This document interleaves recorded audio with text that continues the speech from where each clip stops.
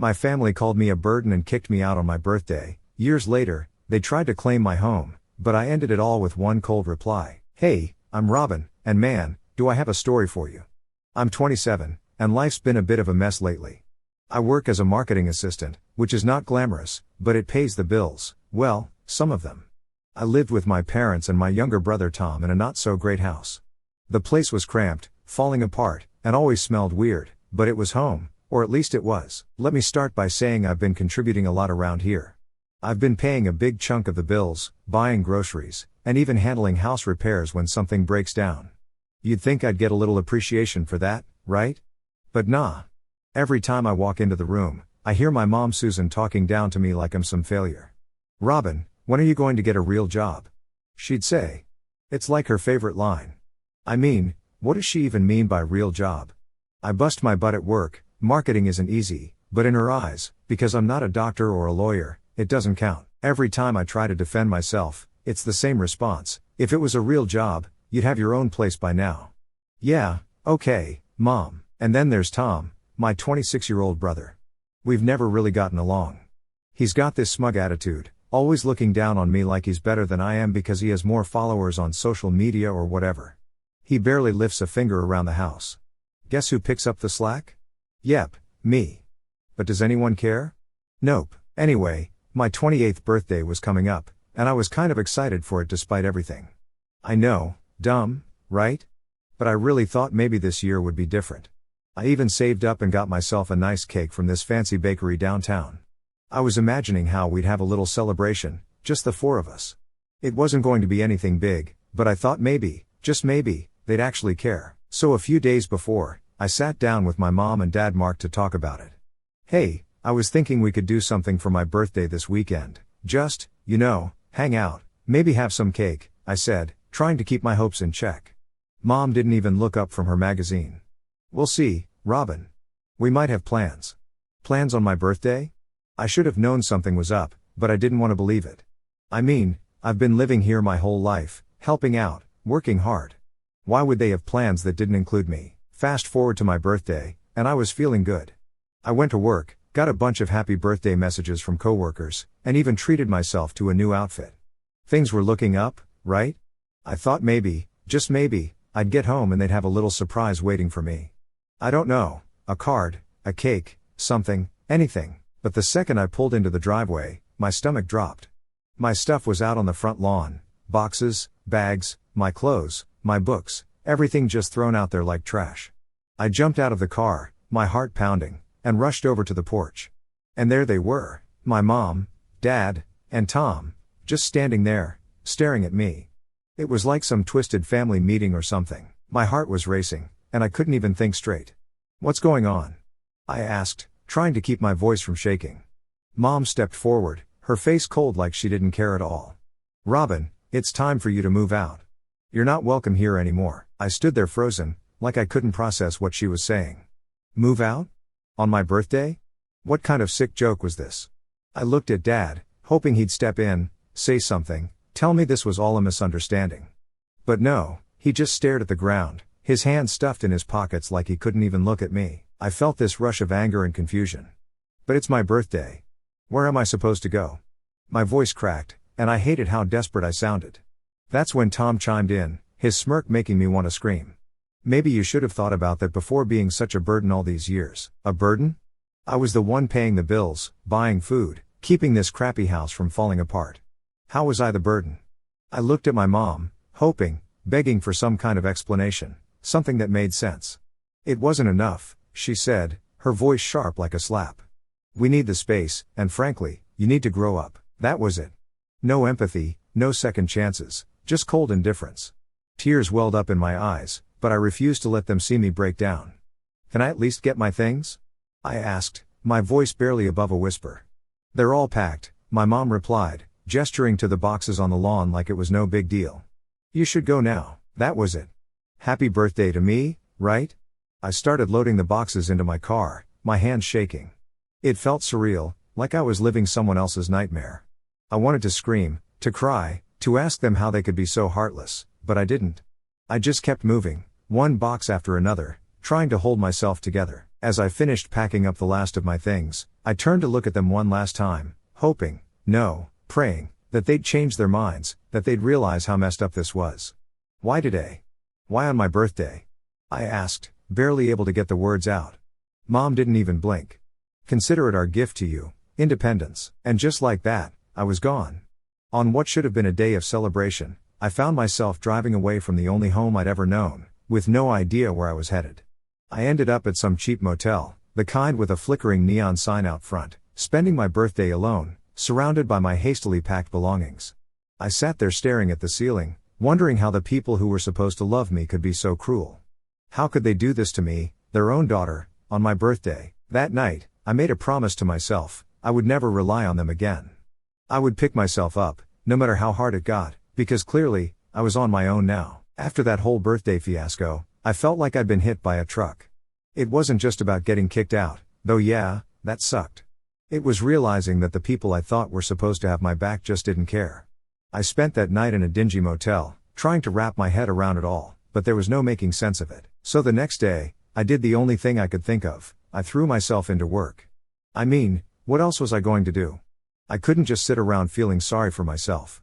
I had bills to pay, and now I needed to find a place to live. My boss Hannah noticed pretty quickly that something was off.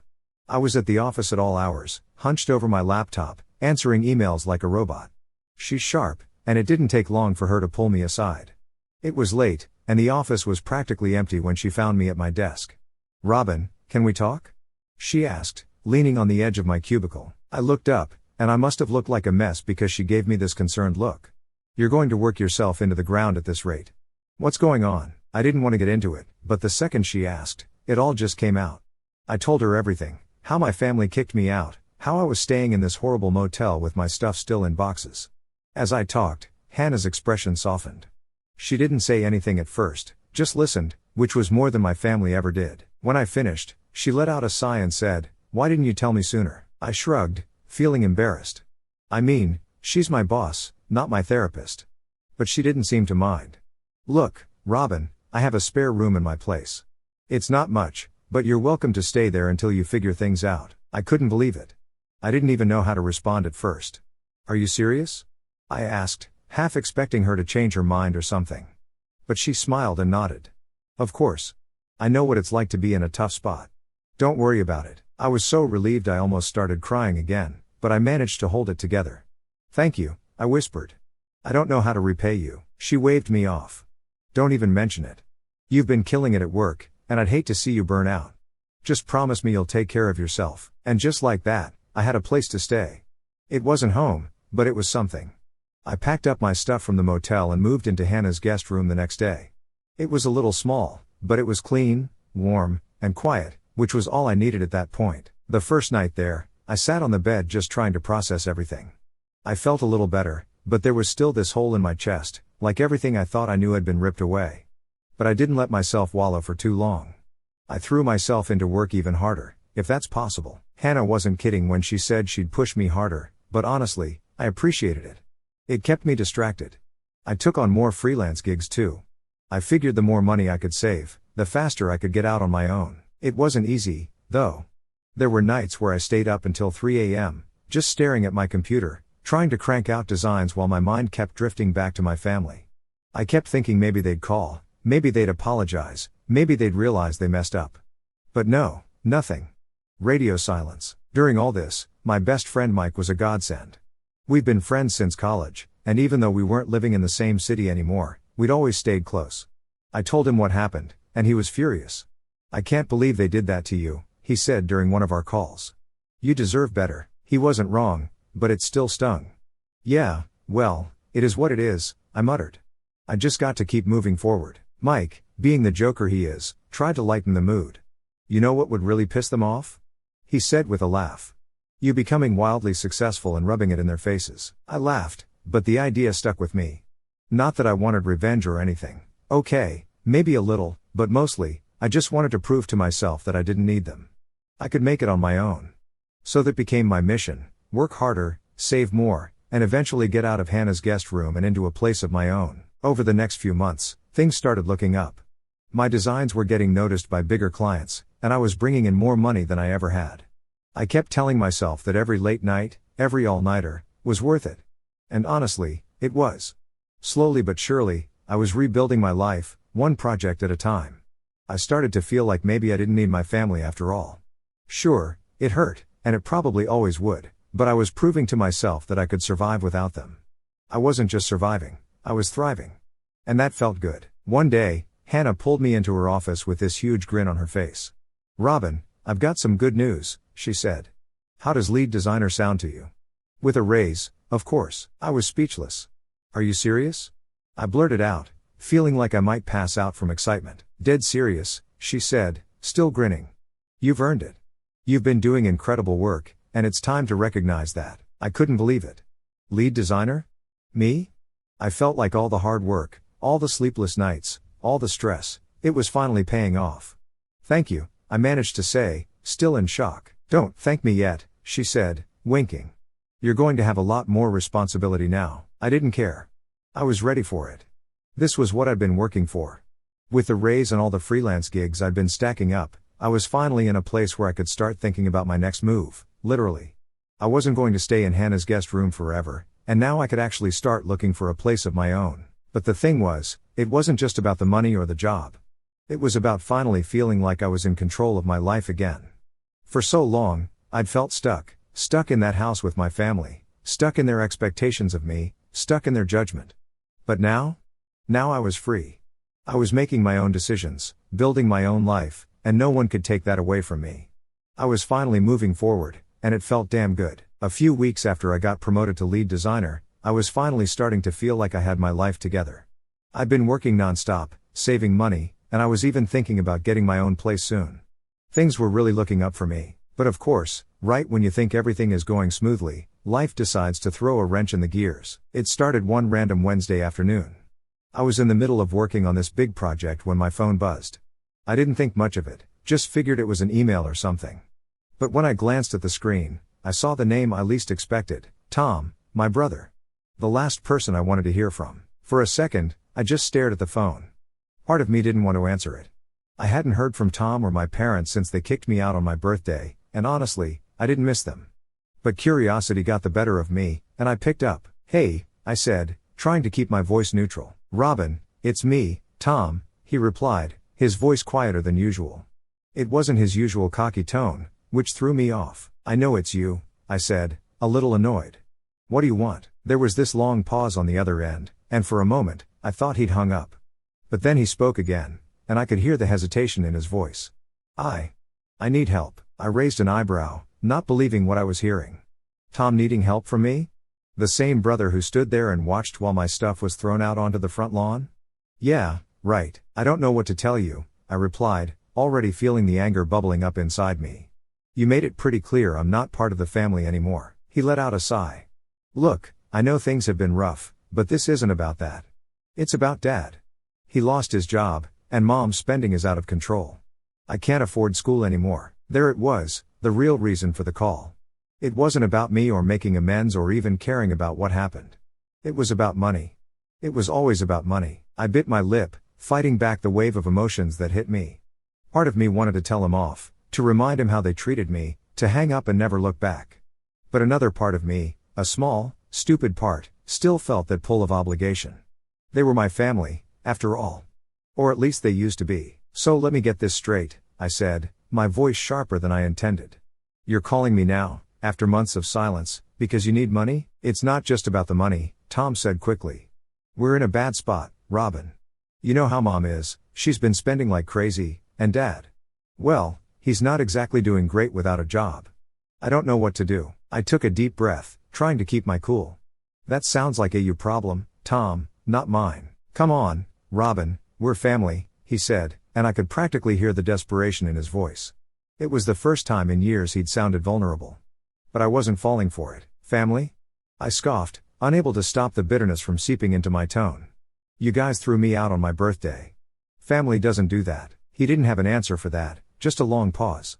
And honestly, that silence told me everything I needed to know. "I'm done being your backup plan," I said, my voice firm. "You and Mom and Dad made it pretty clear where I stand with you all. Don't call me again." Before he could respond, I hung up. My hand was shaking slightly as I set the phone down on my desk. I felt a strange mix of anger, sadness, and relief. It felt good to stand up for myself, to finally put my foot down and say no. But at the same time, it sucked that it had come to this. I sat there for a few minutes, just staring at the wall, trying to process everything. I kept thinking about all the times I'd bent over backward for my family, all the times I'd sacrificed my own happiness for theirs. And where had it gotten me? Homeless on my birthday. It was time to stop feeling guilty for walking away. They made their choice, and I had made mine. After that call, I threw myself back into work. I didn't want to dwell on it too long because I knew it would just drag me down. So I focused on the project I was working on, trying to push the thoughts of Tom and my parents to the back of my mind. But the thing is, once those thoughts creep in, they're hard to get rid of. That night, as I lay in bed, I kept replaying the conversation over and over in my head. I kept thinking about what I could have said, what I should have said. I wanted to believe that maybe, deep down, they were sorry. But I knew better. They weren't calling because they missed me or because they regretted what they did. They were calling because they needed something from me. And I wasn't about to let them use me again. The next morning, I woke up feeling more determined than ever. It was time to focus on me, on building my life, my career, and my future. I couldn't keep looking back, couldn't keep wondering if things could have been different.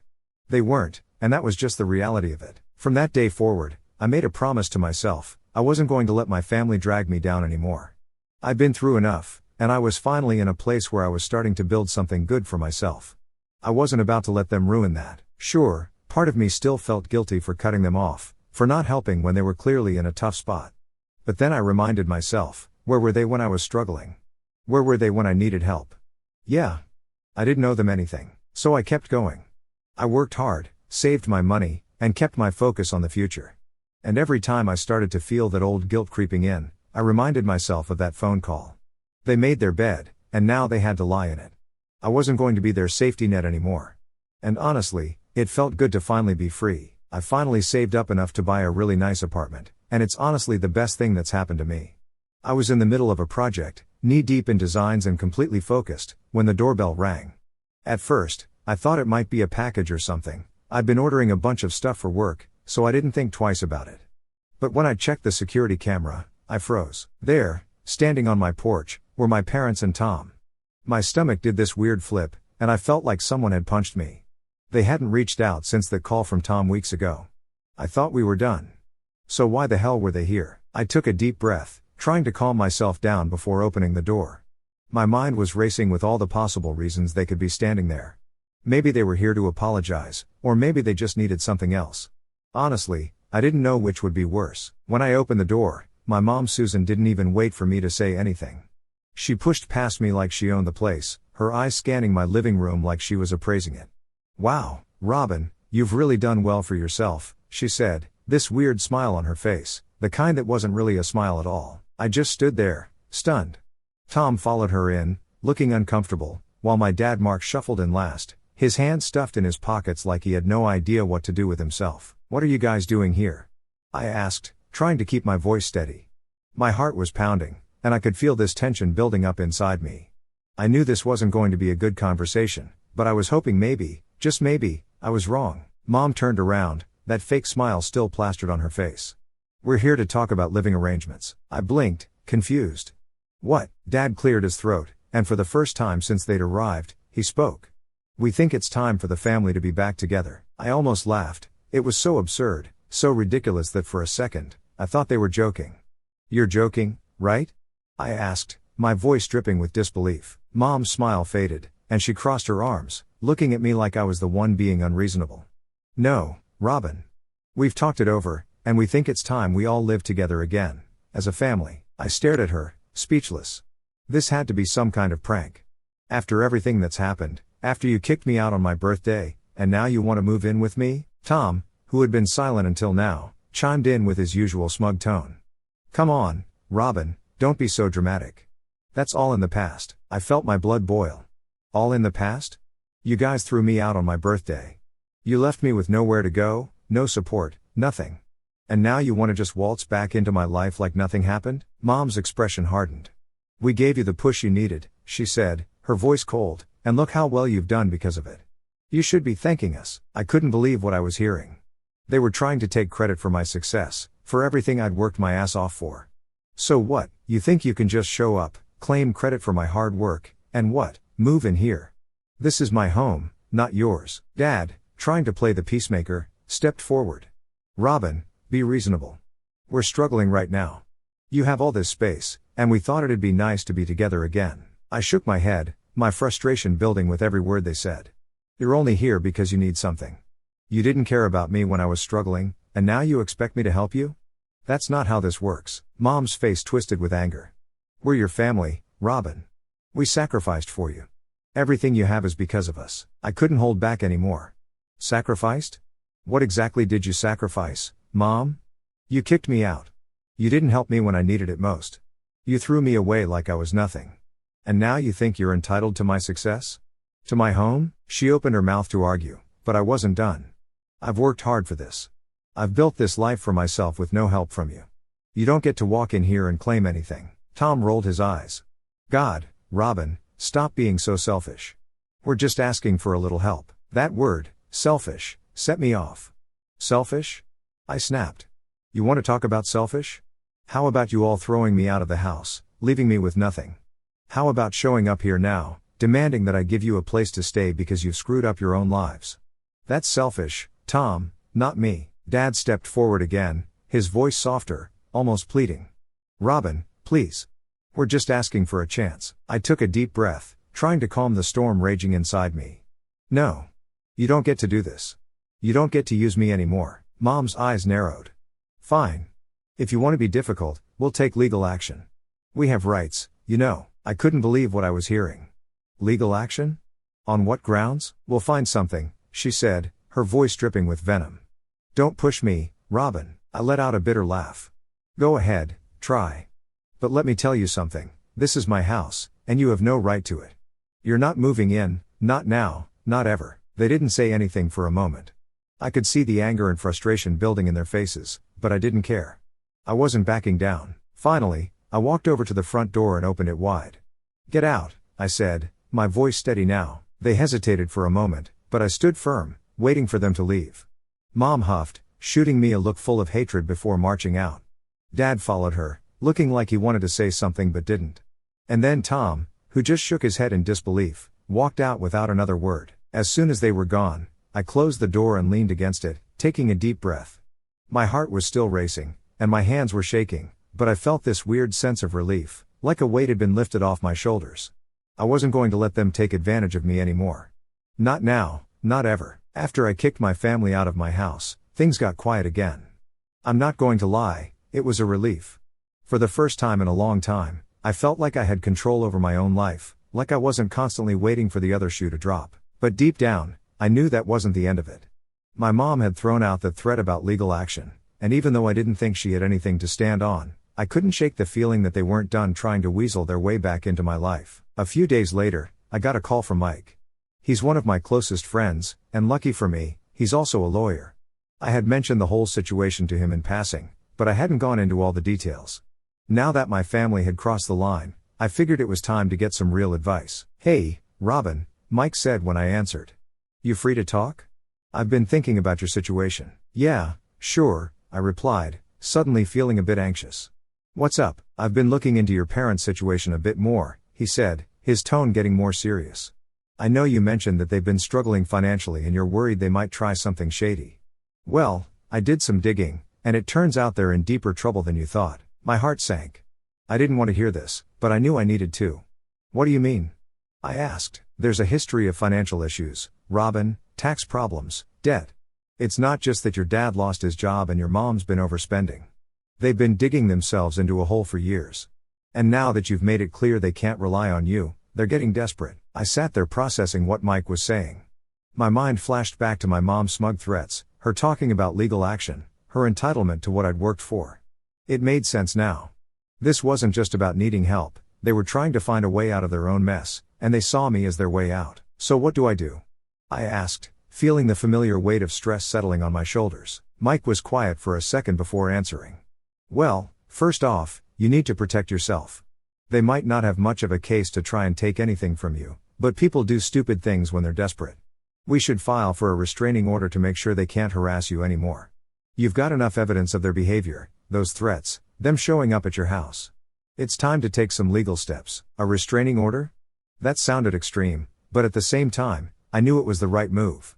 My family had already shown they didn't respect my boundaries, and if they were desperate enough to keep pushing, I needed to protect myself. "I'll do it," I said, feeling a sense of resolve. "Let's file the restraining order." Mike talked me through the process, and within a few days, we had everything in motion. It wasn't just about stopping them from coming to my house, it was about finally drawing the line. I wasn't going to let them drag me into their mess. I had worked too hard to get to where I was, and I wasn't about to let their issues derail my progress. As all of this was happening, I noticed something strange. I started getting weird messages from mutual acquaintances, people who knew my family but hadn't been in touch for a while. They were vague at first, but then it became clear, my parents were spreading lies about me. Apparently, I had abandoned them when they needed me most. I was selfish and ungrateful for not helping out after everything they'd done for me. It was laughable, really. The same people who kicked me out on my birthday were now trying to play the victim card. I couldn't believe it, but at the same time, it pissed me off. I had worked so hard to rebuild my life, and now they were trying to tear it down by turning people against me. I called Mike again, letting him know about the rumors. "What should I do?" I asked, frustration clear in my voice. "Honestly, don't engage with it," he said. "These people don't know the full story, and your parents are banking on the fact that you'll get defensive and try to explain yourself. Don't give them that satisfaction. We'll handle this in court if it gets that far, and trust me, you've got nothing to worry about." It wasn't easy taking Mike's advice. My first instinct was to blast the truth to anyone who would listen, to tell them how my family had treated me and why I had every right to cut them off. But the more I thought about it, the more I realized Mike was right. I didn't owe anyone an explanation. I knew the truth, and that was enough. Weeks passed, and the legal proceedings moved forward. Mike was a beast in the courtroom, and when the restraining order was finalized, I felt this huge weight lift off my shoulders. My family couldn't come near me. And if they tried to pull any more stunts, they'd be in serious legal trouble. But that wasn't the end of their problems. Remember those financial issues Mike had mentioned? Well, it turns out they were worse than we thought. After some more digging, Mike found out that my parents had been dodging taxes for years. They'd been hiding money, falsifying documents, and now the IRS was on their tail. It was almost poetic, watching the mess they had made for themselves unravel right in front of them. As much as I wanted to feel bad for them, I couldn't. They had brought this on themselves. They had made their choices, and now they had to deal with the consequences. I wasn't going to be their savior anymore. One day, after everything had settled down, I sat in my living room, staring out the window and thinking about everything that had happened. It was strange, feeling this sense of closure. I had spent so long feeling trapped by my family's expectations, by their manipulation and guilt trips. And now, for the first time, I felt free. Mike called later that night to check in. "How are you holding up?" he asked. "I'm good," I said, and for the first time, I actually meant it. "It's been a crazy ride, but I'm good." "You did the right thing, Robin," Mike said. "They made their choices, and you made yours. Don't let them make you feel guilty for protecting yourself." I smiled to myself. He was right. I had stood up for myself, and I wasn't going to feel guilty for it. For too long, I had let my family control how I felt, how I acted. And now, I was finally in control of my own life. And that felt damn good.